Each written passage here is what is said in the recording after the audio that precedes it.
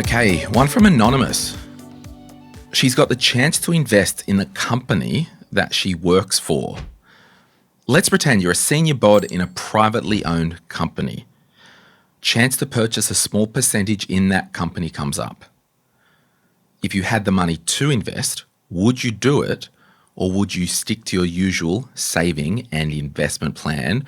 Why not? Jess Brady from Financially Fierce. Any comments on this one?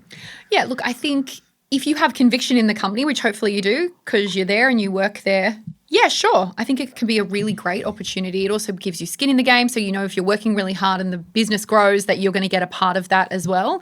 What I have often seen happen, though, is it actually gets too much. So you can get overweight quite quickly, obviously, depending on how the business goes. And look, I don't know in terms of how this would be structured, what this means, if it's buying through an employee share scheme, buying at a discounted rate, getting options, getting restricted stock units or RSUs. So I think there's some complexity in terms of how you would be getting them and what you would need to think through. But if you're not prepared to put your own money in for the company that you're working for, I think that signals that maybe it's not the company for you. And so perhaps, you know, if you're not prepared to put your money there, do you want to work there? I don't know. I wouldn't want to work for someone where I wouldn't want to put money in. Why are you giving me that face? No good? Do you disagree? No, and this is why I just love to talk about this. A couple of things, like 100%. First, I've just got some questions, and then we'll kind of wrestle this out. Yeah. You're looking at me like I'm mad. And No. I'm mad. We're both mad. We're both mad. When you said you could end up overweight, do you mean proportionally to your own portfolio or own too much of the private company that you own? In your own portfolio. Okay, cool. And depending on how the company goes, you know, if you look at like the Canvas of the world or the Atlassians, et cetera, you had people who joined there from the very early point. And, you know, everyone wants to be part of the next unicorn and very, very few of them turn out like that. But the tax obligations that many of those employees then had to pay were astronomical. And so, you know, you had all these people, some of them, you know, were my one-on-one clients that were, you know, on paper really wealthy, but actually struggling to be able to afford even the tax obligations every year. And so you want to understand, you know, what are the cascading implications if this goes really well? And clearly this is a good problem to have. But yeah, I think overall as part of your total portfolio, because company valuations can change and they can change quite quickly. And so if you end up buying too much as an overall percentage, you're really wedded not only from an income perspective, but also from an overall asset perspective for that company to do quite well. And lo and behold, the time where it all goes belly up is probably A, when you're being made redundant, and or when the share price goes down if they've gone public. That's not the time where you want to be overweight in a particular company. So I just think I've watched a lot of people who have, you know, had a long tenure in an organization, particularly one that's had rapid growth. A huge portion of their personal portfolio is in their workplace. Yeah. And we've had to have big conversations about diversification. But if you're getting the opportunity to buy in, if the numbers stack up and it makes sense and you can afford it, and that's another piece as well, and you've got conviction that the company is, you know, heading down the right path, why wouldn't you? Well, yeah, I agree with everything you said, but I'd probably counter it with it's important to know what we're dealing with, because the answer could be different for a couple of different companies. Completely. So I'll use an example. They've said a privately owned company that they work for. What if it was a small accounting firm or marketing agency? There was a, husband and wife director, 3 or 4 employees. You know, why do they want you to come in? Number one, I don't like it if they're like, yeah, we'll cover 5% to you. Yeah. Because for me, that's golden handcuffs. I don't want the drama. Do you want to explain what golden handcuffs are? Because I was thinking exactly the same thing. Yeah, so effectively a golden handcuff is you pretty much cuffed to the company. Yeah.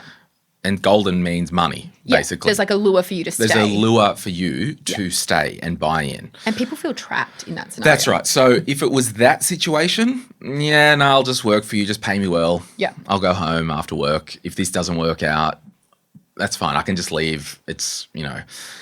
Now, what if it is that same company and it was a clear succession plan? Hey, Jess, you've been here 7 years. we think that you're it to take this small practice or business over. We want to look at you buying in over the next 5 years with a view we're retiring in 10 years. We want you to be it. So that's okay, I can see this is a bigger thing and it's a buy-in and happy days, right? If you want your own business one day, clear succession plan. Yeah. Now, on the other side of the coin, if it's a big private company and there's heaps of people and it's, Pre-IPO, all that, sure, I might take a little bit if it's a discount, but I think that even if it's not pre-IPO, if it's a big, private company, 500 people, here you have 0.5%, I'm like, nah, don't heaps care.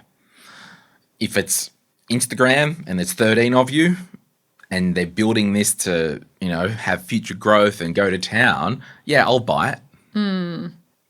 So I think it's one of those things where I don't know if I can say yes or no because we don't have the details, but these are the things that you need to think about. Yeah. And to the point, like you were saying before, with all of the details, they can vary so significantly. If you're on an employee share scheme, are you getting them at a 15% discount to what, the last or the lowest has been over the last 6 months? Are you getting them at the normal rate? Are you able to pay with pre-tax dollars?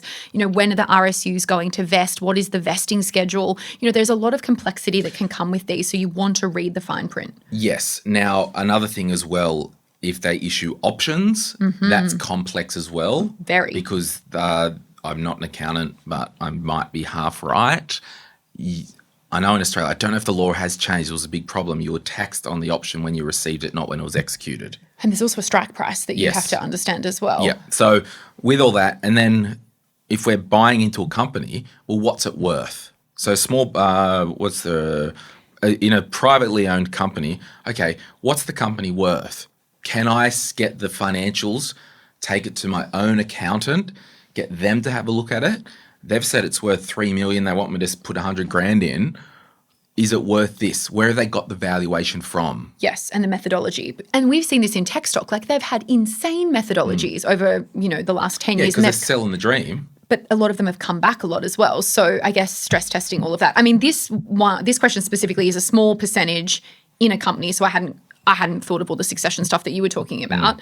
But yeah, I think getting the detail and making sure you understand it, because just because everyone else in the company is like, this is the bestest, greatest thing that you should do, or your boss says, I'm going in, therefore you should go in, that's not a good enough reason to put money on the table. Like you've really got to make sure that it aligns to your goals and all of the other things that we would normally, want you to stress test. But you just don't want to go into something on a dream based on some future hope that something's going to be worth X amount if there's no validity in the methodology as well. Yeah, and I would say you mentioned the G word, goals. What if you've got a goal to save up and buy a house?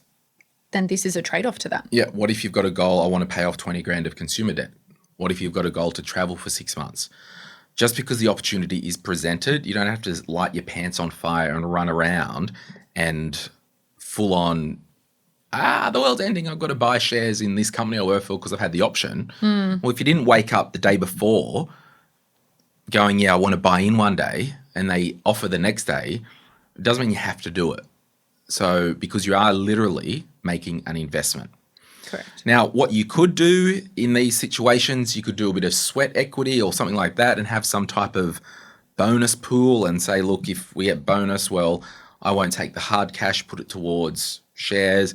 I mean, it's so circumstantial, but I think most of the time I probably wouldn't unless you were full on, if you full on knew who you're getting in bed with, what the size of the company is, how they valued it, you like being there, you like them as people, you're happy to be there for the long term. Otherwise, it's a distraction. Now, if you work for Apple and you sell iPhones at their shop, how hard is it to go to Apple as well?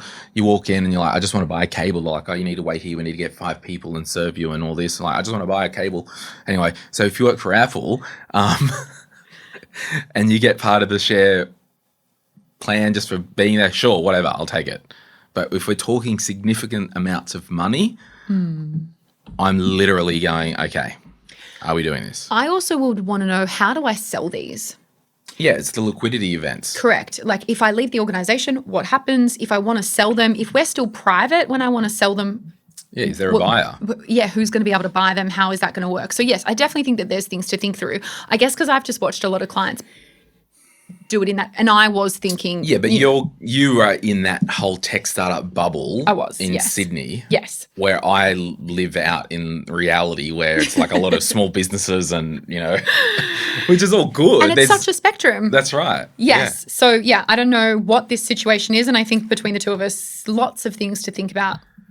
But yeah, I would do it if I had conviction in the company and it didn't derail me from my other goals. And I didn't hate the management. And I didn't hate the management because that is who you are effectively becoming business owners with. Yeah.